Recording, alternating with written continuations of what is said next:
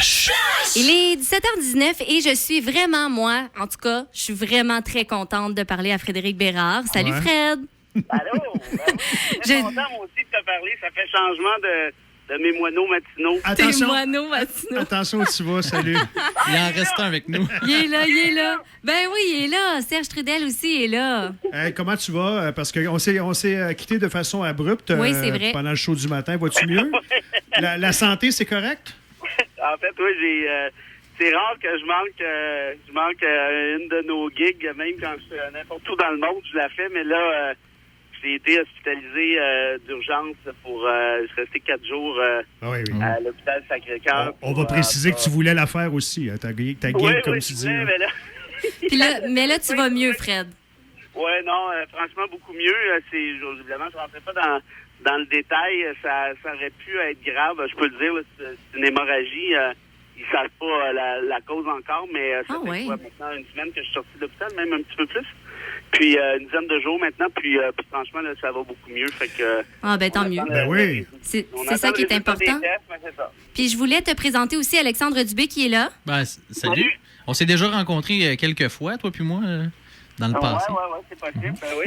Et aujourd'hui, on voulait pas te jaser juste parce qu'on s'ennuyait de toi. Là. On avait besoin de toi quand même parce qu'il y a un projet de loi qui fait vraiment pas l'affaire de tous et avec de très bonnes raisons, mais quand même, on va en jaser. Je veux savoir ton opinion pour aussi peut-être commencer par comprendre c'est quoi cette loi-là.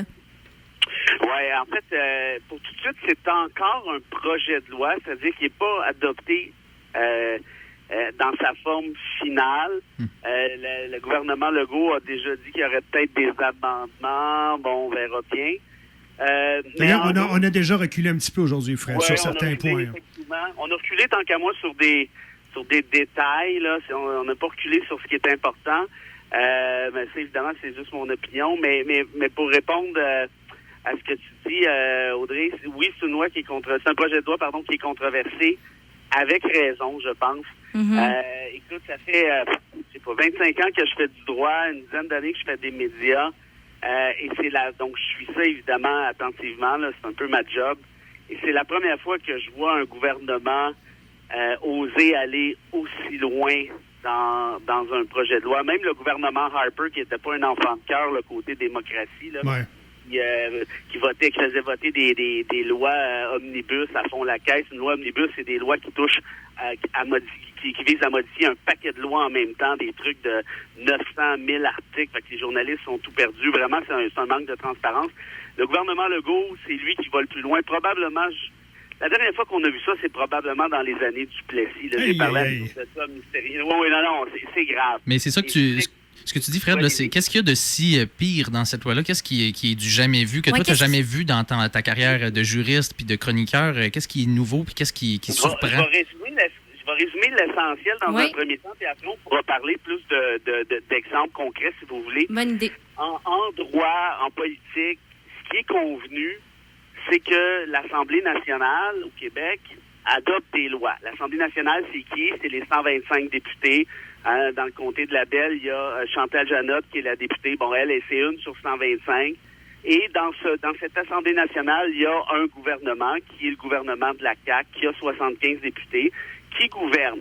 Mais ce gouvernement-là, comme dans n'importe quel autre parlement, gouverne, mais avec des règles, avec des limites. Qu'est-ce que ça veut dire, ça?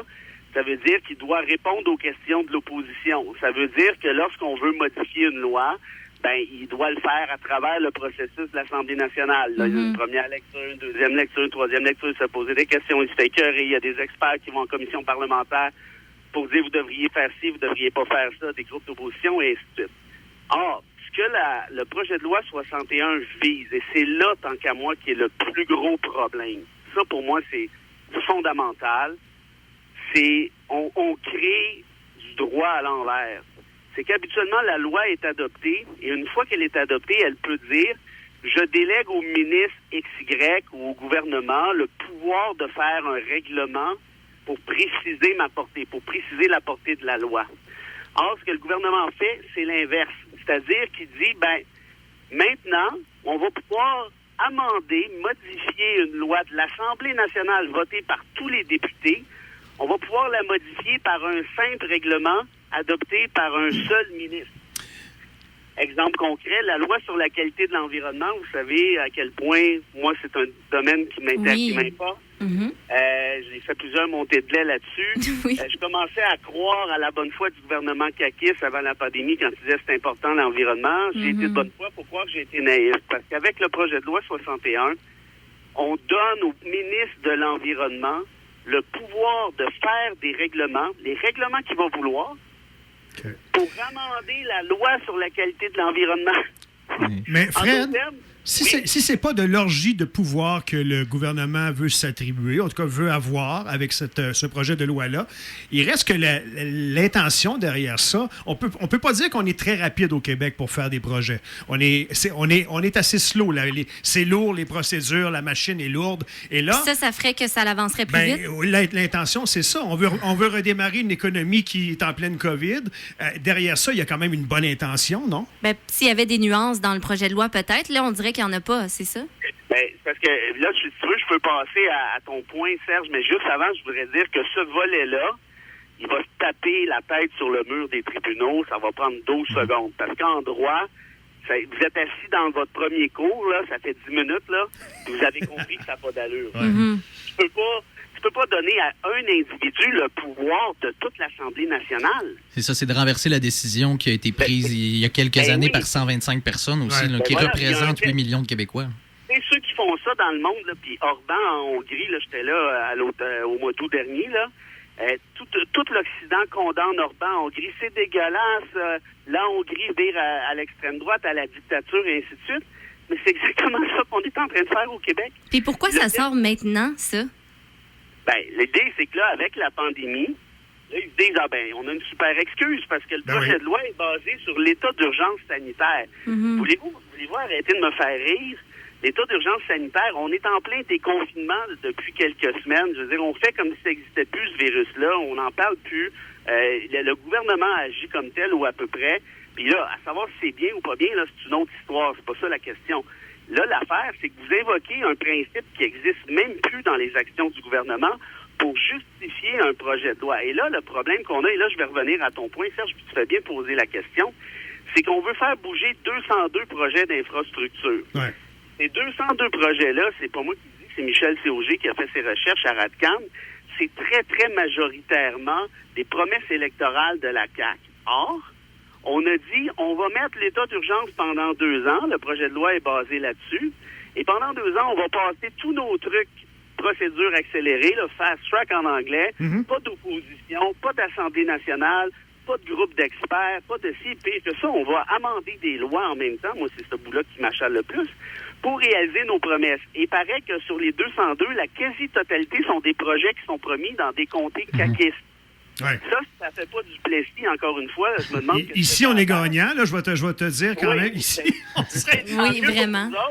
Tant mieux pour vous autres, mais c'est parce qu'à un moment donné, il va arriver que si on commence à adopter ça comme modèle, vous serez peut-être pas toujours gagnant, parce qu'il va peut-être avoir un autre gouvernement à un moment donné qui va décider de concentrer ça à Montréal. Vous allez me dire que c'est l'histoire depuis tout le temps. Ouais. Mais justement, on veut pas ça. C'est pas la manière qu'on exerce la démocratie au Québec. C'est pas René Lévesque, ça, là. C'est pas Jacques Parizeau, c'est pas Bernard Landry. Puis justement, parlant de René Lévesque, Jacques Parizeau puis tout ça, est-ce que, une question hypothétique, là, quand tu parles de pouvoir modifier une loi par règlement sans passer par l'Assemblée, ça veut-tu dire que, par exemple, la CAQ pourrait décider, tiens, on va changer la loi 101 pour l'imposer dans les cégeps ou des trucs du genre? Est-ce que ça ouvre vraiment comme la boîte de Pandore pour qu'ils puissent modifier n'importe quel projet de loi qui a été adopté dans l'histoire du Québec? Quand on parle juste de 61, on parle surtout de l'expropriation, de l'environnement puis des appels d'offres. Ouais. On ne parle pas de la loi 101. Mais c'est parce que moi, c'est ça qui me fait peur. C'est que si vous voulez, si ce projet-là finit par passer la rampe, parce qu'on se dit, finalement, un peu comme disait Serge, on va aller plus vite parce que on a besoin d'eux.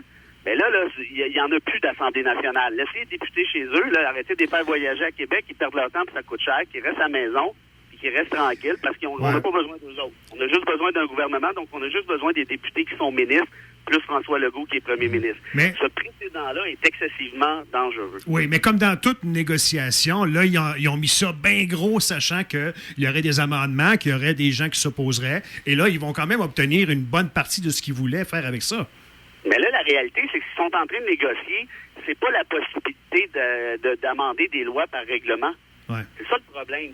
Puis l'autre affaire, là, je suis désolé, là, puis vous avez le droit de me qualifier de puriste, puis de théoricien, tout ça, ça me dérange pas.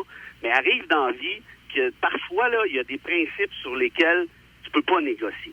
Et de négocier, de renverser 500 ans de droit constitutionnel, de toute façon, là, ça va être contesté devant les tribunaux, ça va prendre extrêmement la loi, on va recommencer, c'est back to square one. Ça peut pas fonctionner, c'est pas ça, un règlement, c'est en dessous de la loi, c'est pas au-dessus. Tout le monde sait ça en Occident. Je veux dire, on peut pas commencer. Tant qu'à moi, là, ça fait ticoun, balloun, pas juste un peu. Mais là, quand tu parles que ça touche... Quand tu dis que ça touche les ministères de l'économie, de l'environnement, est-ce que, dans le fond, le pouvoir est donné à seulement certains ministres ou c'est vraiment ça ouvre une boîte de Pandore puis tous les ministres se retrouvent à pouvoir jouer dans leur loi comme ils veulent? Quand vous regardez l'article 36, là, c'est pas mal large. Tu sais, en théorie, on peut dire, oui, l'expropriation, appel d'offres, environnement, mais 36, il n'est pas très clair. Tu sais, c'est inquiétant. Il donne un flou. Et en plus, on donne le droit au ministre de... Ça va vous intéresser, là, je pense.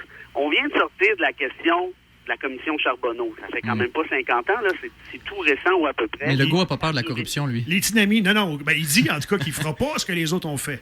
Oui, mais tu sais, je ferai pas ça. C'est parce qu'on a une loi sur les appels d'offres. C'est pas pour rien. Ouais. C'est pour empêcher la corruption. François Legault, ce qu'il dit au peuple, hey, faites-moi confiance. Je suis pas un pourri. Pas un corrompu, fait que ça va bien aller. Mais ça fait 2 mois qu'on y fait confiance puis que ça va si bien. Mais là, aujourd'hui, il a reculé parce que là, ils ont combien de temps pour envoyer ce projet de loi? C'est vendredi. C'est vendredi. Là, il voulait que ce soit vendredi, mais écoutez ça, pensez-y 2 secondes. Oublie ça. Si vous en voulez plus de loi, fermez ça, l'Assemblée nationale. On va élire François Ier. Ça va aller dans plus vite.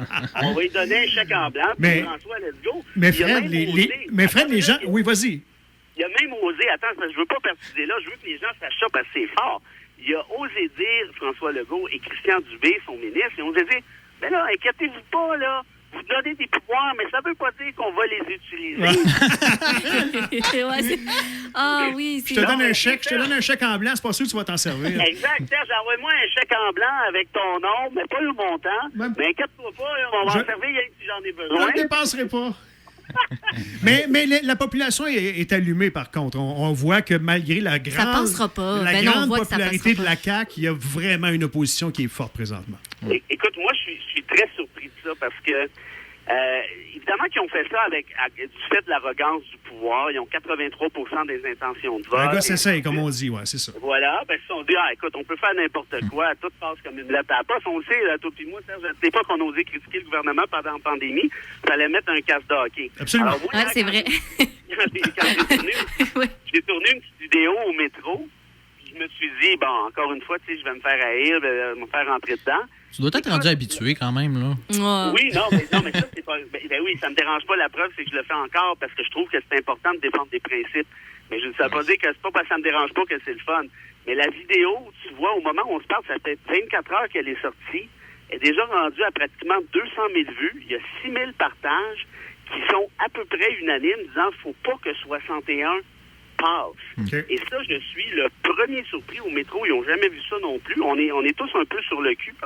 Mais ça veut dire, Fred, que pour une fois, tu te fais vraiment pas haïr aujourd'hui. Ouais. C'est le contraire. Pour une fois! C'est le contraire, complètement. Pour une fois. Oui, c'est ça. C'est une bonne journée pour se faire aimer fallait que tu viennes dans le aujourd'hui. splash pour faire l'unanimité. Oui, c'est ça. Fallait que tu viennes dans l'émission. Puis là, en plus, il me reste plus de temps. Puis c'était pas assez long. Puis je vais m'ennuyer de toi, Fred. Faut être reposé. Je m'ennuie déjà. Puis c'est merveilleux qu'on finisse ça de toute beauté. Je me suis dit, regardez ça fait pas splash. Puis la belle journée, vient ça avec quelqu'un à l'autre. Non, ça va super bien. Merci d'avoir pris ce temps-là, Fred. Ouais, puis Fred. c'est beaucoup plus clair. Puis on est avec toi. Je pense pas mal. Il y a pas mal de monde qui sont d'accord avec toi aujourd'hui. Bon, tant mieux. Gros bec à tout le monde. Puis on se rejase quand vous voulez. Salut. Bye. Bye.